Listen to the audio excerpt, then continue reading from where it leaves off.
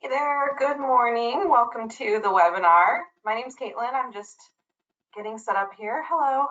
And wanted to welcome everybody. And we may have some folks joining who are joining live, hopping on the call as we get started. But this is also being recorded. So if anyone is watching the recording, welcome. We are here talking about fostering compassionate wellness.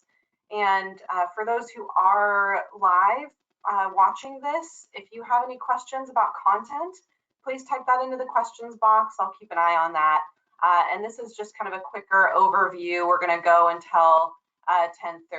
And so just kind of a quick 30-minute overview on understanding how we kind of reframe wellness. And a lot of what I have done, so kind of in terms of quick background, I've been with Canopy for over 10 years now, but I've done a lot of clinical work. I do a lot of trainings.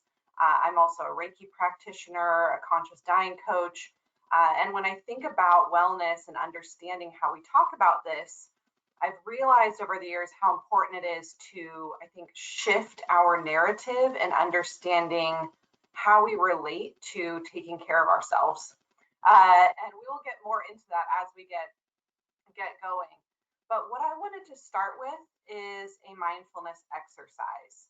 As we start to, think about this topic and talk about it, I find it helpful to start with putting it into practice right away and kind of dropping into this moment.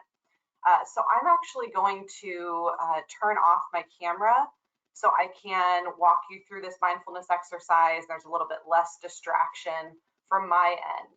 So, of course, whether you are watching the recording or you are watching this live, you absolutely can choose to participate in this exercise or not. It's going to be a guided imagery exercise. And so if you are willing to, I would encourage you to just take a moment, drop into this moment, and whether you're sitting, whether you're standing, to start by just bringing your awareness to your breathing.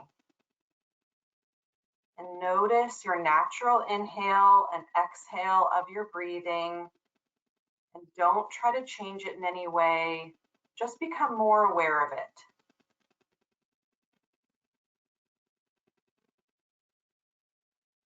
And now bring your awareness to your feet. Noticing your feet connected to the ground really helps to feel settled and present. And notice your shoes on your feet. How do they feel? Allow all of your awareness to focus on that sensation.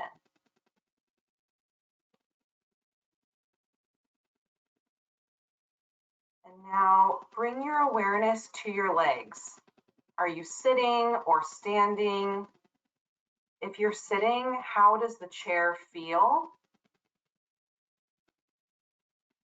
Continue checking in with your senses as you move up your body. Are you holding any tension in your shoulders or jaw? If so, take a moment to release that tension. Really focus on becoming aware of your body right here, right now.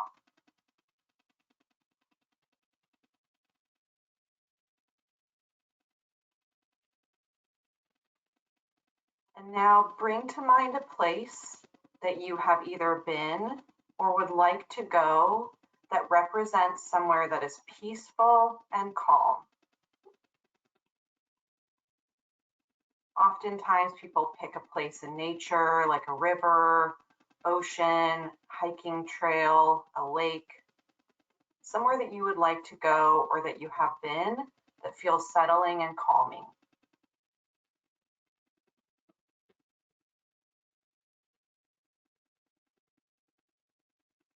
When this place is clear in your mind, notice your 5 senses. Look around this place and see the landscape. See the colors, the textures. Is it sunny or shady? really becoming aware of what you would see as you look around.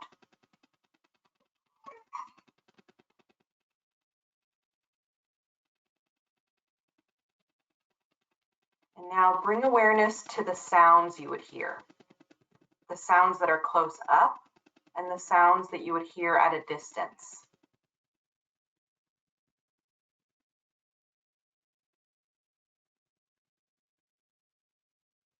Really focus on any of the calming and soothing sounds that are in this place.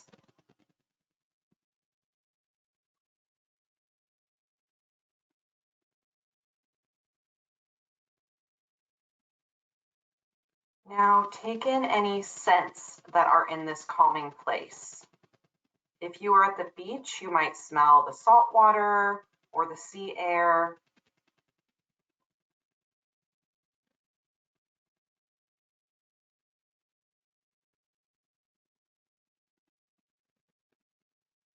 And now take a moment to imagine what this place would feel like on your skin. Are you under sunlight or in shade? Is it warm or cool? Is there a breeze? Really imagine what it would feel like to be in this place right now.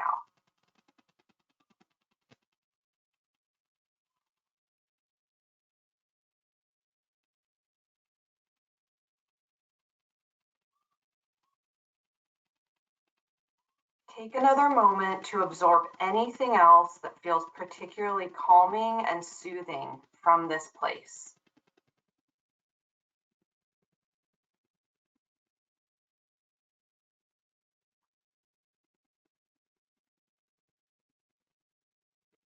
And now take a few deep breaths, and when you're ready, slowly open your eyes and you can come back to the present moment.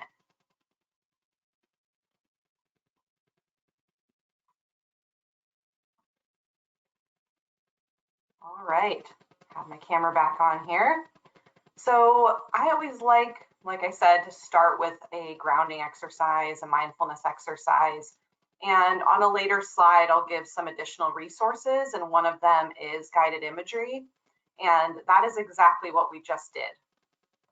There are so many guided imagery resources out there, and putting them into practice, trying these things is really powerful. For some folks who may have joined while we were doing that exercise, if you have any questions or comments, please type those into the questions box. Also, if you want a copy of this slide deck, you can download that on the little handouts tab in GoToWebinar. Okay, so when we're talking about self-compassion and wellness, what I have found, and I mentioned this earlier, but this is what we're getting into now, is that a lot of times I hear the term self-care. And we hear that a lot of people telling us practice more self-care. Self-care is good for you. And it is, absolutely. But one of the most critical missing pieces that I see is that the self-care is not combined with self-compassion. And that is where the disconnect tends to occur. And as this slide says, there actually is a lot of research around who tends to be more able to maintain longer term healthy habits, self-care strategies they're wanting to implement. And that is very much correlated with, are those changes or habits through a lens of self-compassion versus shame or trying to fix ourselves. So, for example, it's much more difficult to maintain a healthy exercise routine if we are starting that because we hate our body versus coming from a place of self-compassion, wanting to feel better, wanting to move around, and have more of an allyship with our body. As someone who does a lot of mental health work and somatic work, I think the core piece here is how we establish an allyship with our body. That is where that self-compassion and wellness starts to really impact us more significantly. So I'm going to actually take a quick poll here, and I use self-care in this poll, but now we are kind of thinking about it from this other frame. These poll questions are optional. They're also completely anonymous. And so I just kind of wanted to get an idea of where people are at in terms of their own wellness practice and journey. We have people voting right now. I'll give it a couple more moments here just in case anybody else wants to participate. And then I will show the results so we can see, if you're watching a recording, kind of thinking about how you might answer this yourself. A lot of times poll questions I find really make us feel and remind us we are not alone in how we're feeling. All right, most of you voted here. It looks like we had about 3/4 of the folks in the live group voted. So I'm going to show you what our results look like. All right, you can see that. So I'm not too surprised by that. You know, that kind of is somewhere in the middle. And again, not surprised. What I think is the important piece to that is that all of us may have a different reason for why we answered sometimes. It's either not the right type of self-care strategy. Maybe it's just, it worked for us in the past, but isn't anymore. Or it's because it's kind of being used through a lens of something's wrong with me that I have to fix. There's could be different reasons or lots of reasons why sometimes they work and sometimes they don't. And the other thing that I will say is we evolve over time, and our coping skills and what works as a coping skill also evolves over time. And that ability to be flexible with what is working and not is really important. And that is also that self-compassion piece. You know, maybe in the past this helped and it's not anymore. So I'm going to try something different.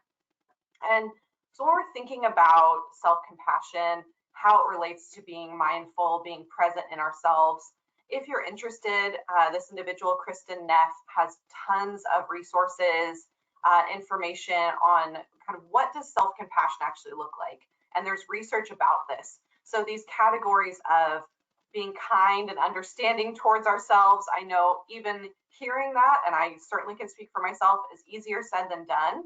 Small changes, trying to learn how to change the way we think takes time and practice, but it does take practice to reframe how we talk about ourselves, our bodies, our experiences in a less judgmental way.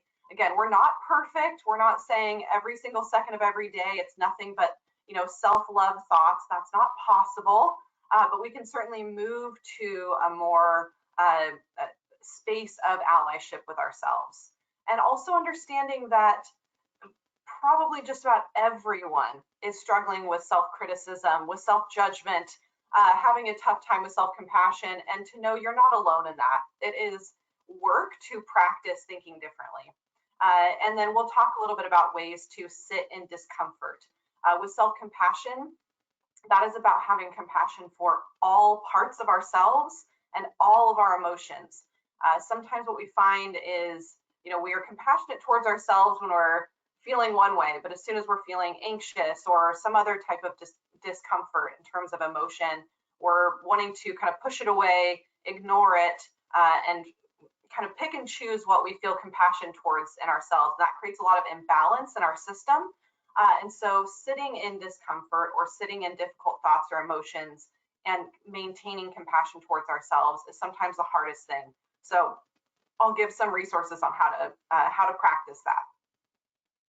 Some other things, again, as clinicians, we love acronyms. And so there's going to be at least one in this presentation. A lot of times when we're thinking about self-compassion, it's around self-forgiveness and forgiveness of others.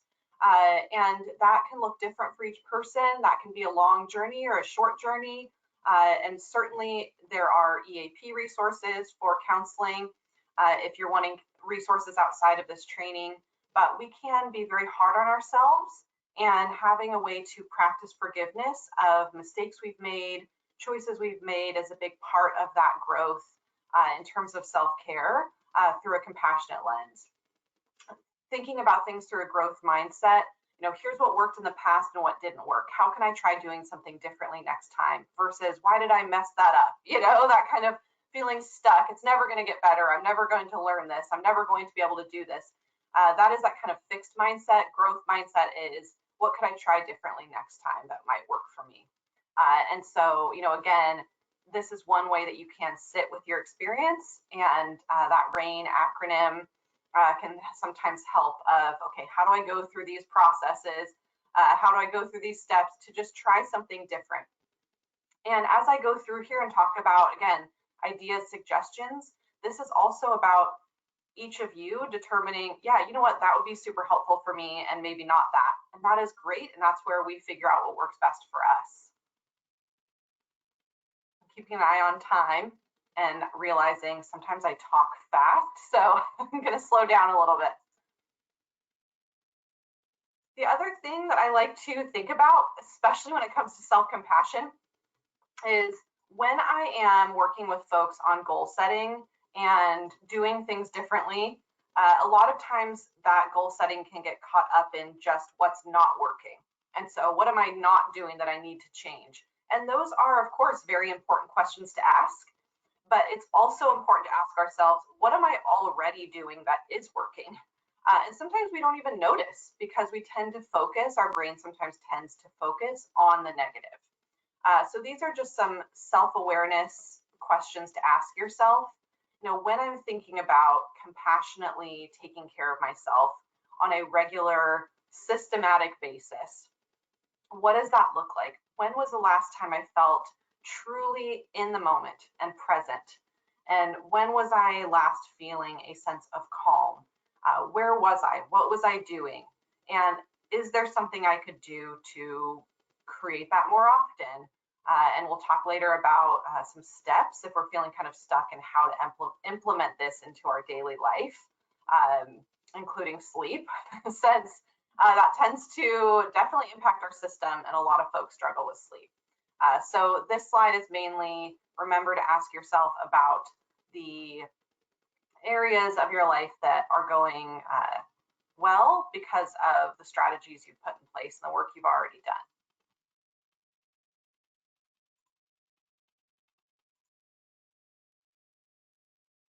So I think it is important to always, at the very least, name some of the challenges that can get in the way of our self-compassion journey and that holistic wellness approach. And this is not, again, every single thing, but there's some examples that I see very often. And I would argue that just about all of us fall into one or more of these things, and either we realize it's happening or we don't.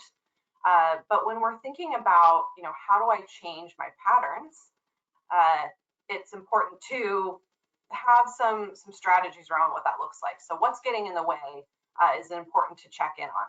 So there's kind of internal barriers and external barriers. So an internal barrier could be something like, I'm always so negative on myself. All my thoughts about myself are negative.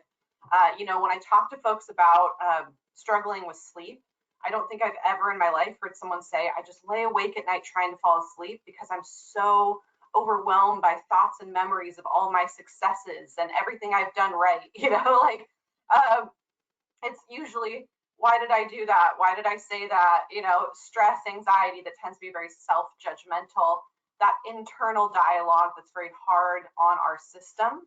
And so that would be a barrier to self-compassion internally. And I like this quote because I think sometimes what happens when we are stuck in those cycles is we get avoidant. So we avoid any thoughts at all. We avoid kind of going in. So we're always, you know, watching TV, doing something, and there's nothing wrong with those things. But when we get to the point of completely avoiding our internal experience, that actually perpetuates a lot of these issues of lack of sleep, anxiety, etc. It's about learning how to sit in those experiences with loving kindness towards ourselves and learning how to frame those experiences differently. External, there can be, whether it's relationships, people who are kind of, you know, fueling some of that negativity, our relationship to social media or technology, that does, it's on this list not because it is inherently problematic. That's not at all what I'm saying. It's more, you know, when you log off or you close out of any app or website, how do you feel immediately afterwards? And just checking in with that, you know, is this restorative for my well-being or not? And if it's kind of doom scrolling, if it's looking at other people's accounts and it's like, was this helpful for me? or was it not? And just taking an inventory of that. Obviously, there's going to be things that we hear about and learn about in the news that we have to learn about because we want to be up to date on what's going on.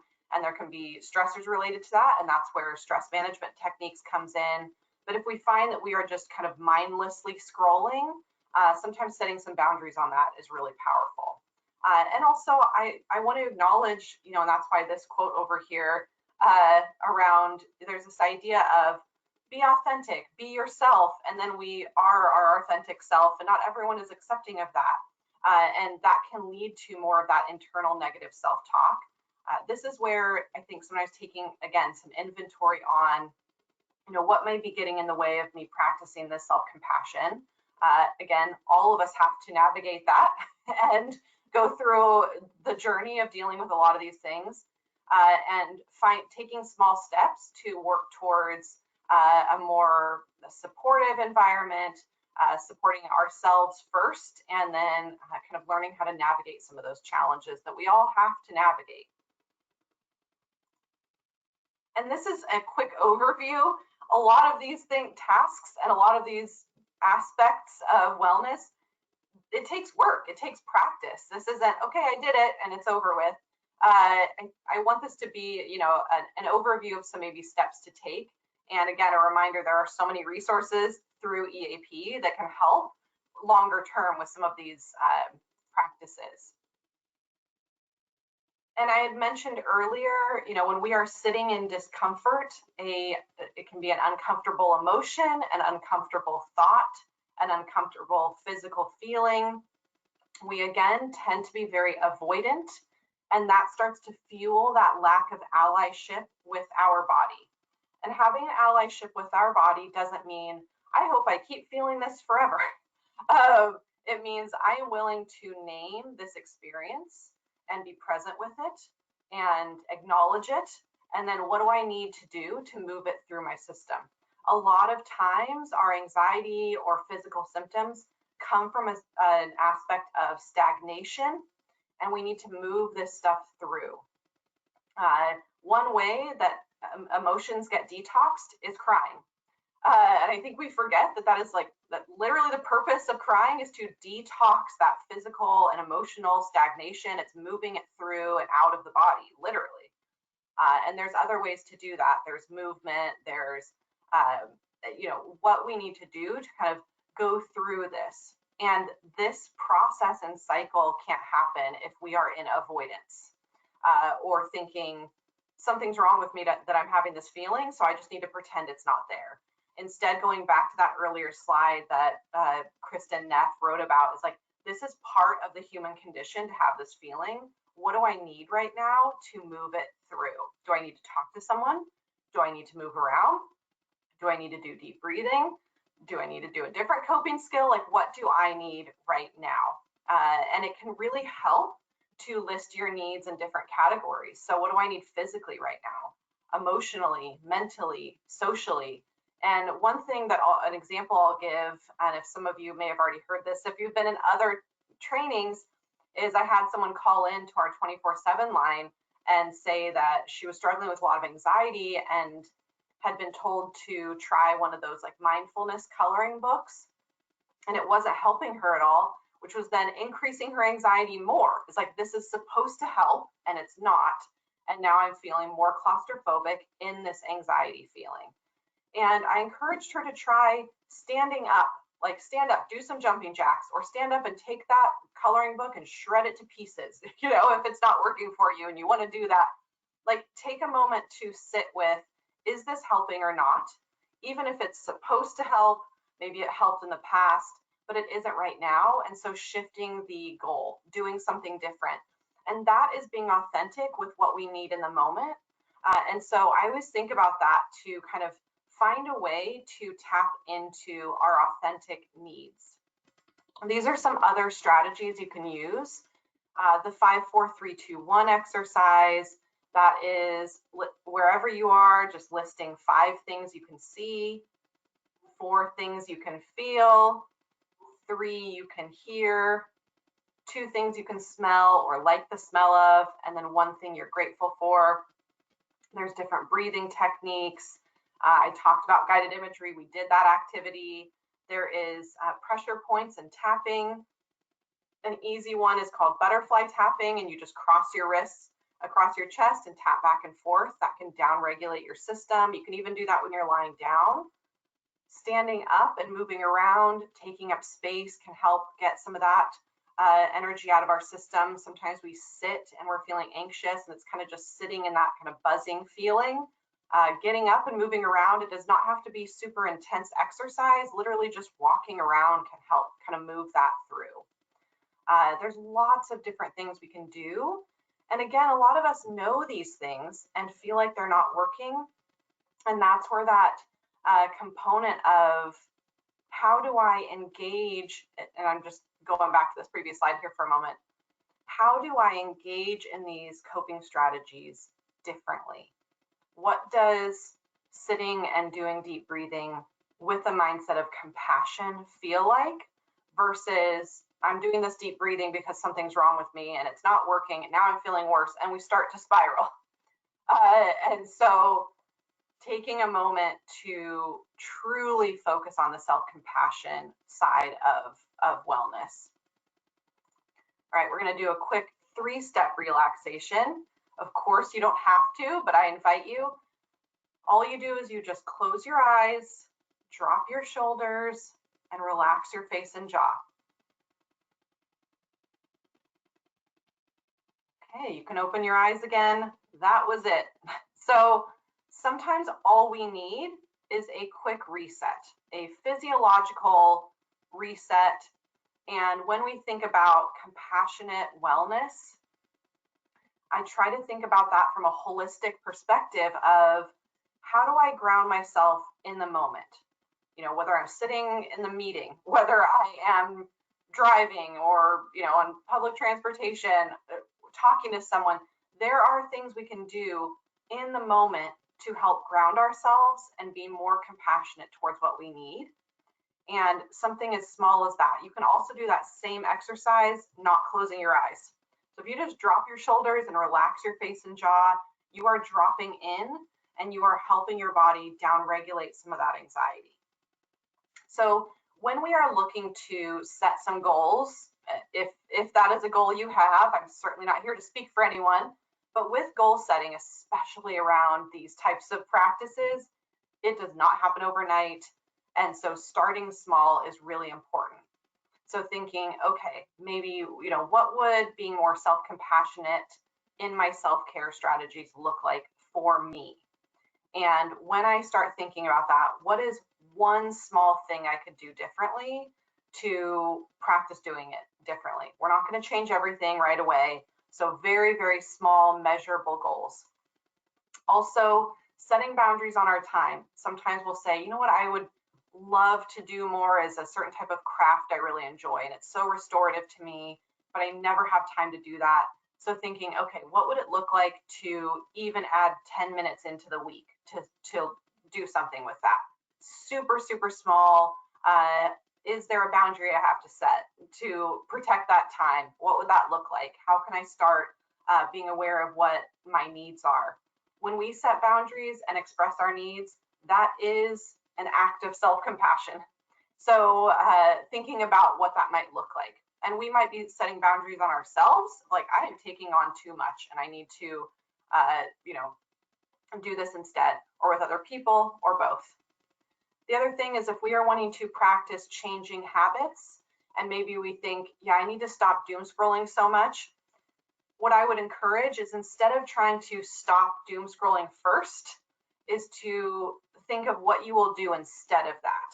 And then it's easier to stop that more maybe problematic or anxiety-inducing behavior when you're putting something better in its place.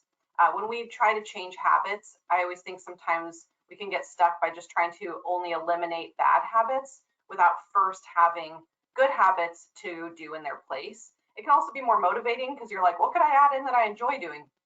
And you're focusing on some of those positives. And also the why. Why am I doing this? Why do I want to practice more self-compassion? What is getting in the way of that? You know, why is this important to me? Not what other people are telling me, but what do I want? So as a last reminder, of course, you have access to our services if you need additional resources. Starting small, focusing on you, focusing on that self-compassion is so, so important. And so that is it. That's our time. So thank you so much for attending today. This will be on our YouTube page if you want to watch it again or share it. And have a wonderful, great rest of your week, and take care.